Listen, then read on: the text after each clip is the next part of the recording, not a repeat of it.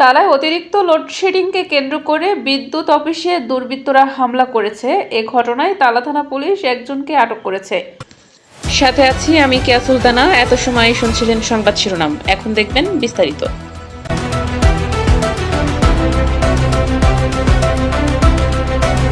জহর হাসান সাগরের তথ্যচিত্রে বিস্তারিত।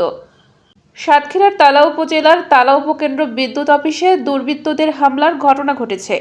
বুধবার 12 আগস্ট গভীর রাতে হামলার ঘটনা ঘটে। এ ঘটনায় সিসি ক্যামেরা ফুটেজ দেখে রাতেই অভিযান চালিয়ে একজনকে আটক করেছে পুলিশ।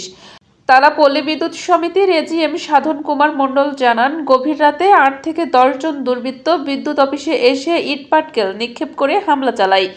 গতকাল রাতে হঠাৎ আমরা ওই পাশের রুমে ছিলাম, এই পাশের রুমে হঠাৎ লোকজন 5-7 জন এসে বড় এটি আতলা মেরে আমাদের এটা ভেঙে নষ্ট করে দিয়ে গেছে এবং ভিতরে যদি লোক থাকতো তা সে মারাত্মক আহত হতো।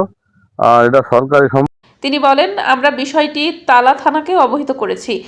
প্রাথমিকভাবে জানা গেছে বিদ্যুৎ অফিসে অতিরিক্ত লোডশেডিং বিষয়কে কেন্দ্র করে এ হামলার ঘটনা ঘটতে পারে।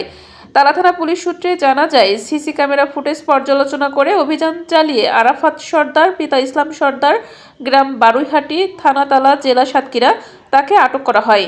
পরে তাকে গ্রেপ্তার দেখিয়ে জেল হাজতে পাঠানো হয়েছে। এ ঘটনায় জড়িত অন্যদের শনাক্ত গ্রেপ্তারে পুলিশি অভিযান অব্যাহত রয়েছে বলে জানা গেছে।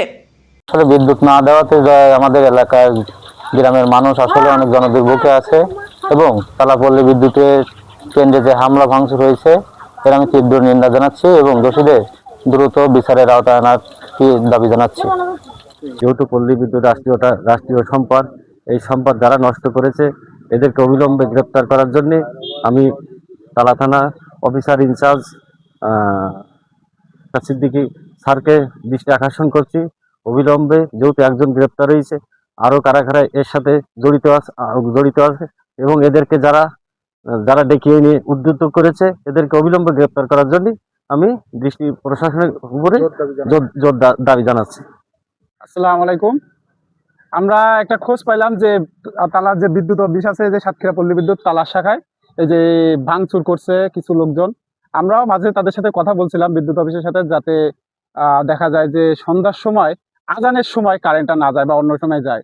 তারা কিন্তু খুব সুন্দরভাবে কথা বলছিল এবং তাদের যে বক্তব্য ছিল যে ভাই এটা আসলে ঢাকা থেকে নিয়ন্ত্রিত হয়, 33 কেভিটা প্রায় সময় ঢাকা থেকেই বন্ধ করা হয়। তাদের কথাবার্তা আমাদের কাছে ভালো লাগছে। পরে তারাও চেষ্টা করছে, আমরাও চেষ্টা করতেছি এমপি সাহেবের সাথে কথা বলে যেন সাতক্ষীরা অঞ্চলে অন্তত বিদ্যুৎ নিরসনটা একটু কাটিয়ে ওঠা যায়। কিন্তু এখানে আমরা পরবর্তীতে দেখতেছি যে গত 2 দিন আগে নাকি এখানে হামলা করছে, ভাঙচুর করছে। তাদের সাথে কথা বললাম, সিসিটিভিতে আছে, এমনকি গ্রেপ্তারও হয়েছে শুনেছি। যারা এই ধরনের নাশকতার সাথে জড়িত, আমরা চাই তাদেরকে বিচারের আওতায় আনতে। এবং আমি এই ধরনের এই যে ভাঙচুর থেকে শুরু করে হামলা মামলা এগুলোর তীব্র নিন্দা জানাই। আমরা চাই যে বিদ্যুৎ অফিসের মাধ্যমে এই যে বিদ্যুৎ বিল থেকে শুরু করে যত সমস্যা আছে সবগুলো নিরসন হোক এবং সকলের কাছে আমরা দোয়া প্রার্থী যেন আমরা সবাই মিলে এই বিদ্যুৎ বিভাগের যে সমস্যাগুলো আছে সেগুলো নিরসন করতে পারি। ধন্যবাদ। আসসালামু আলাইকুম।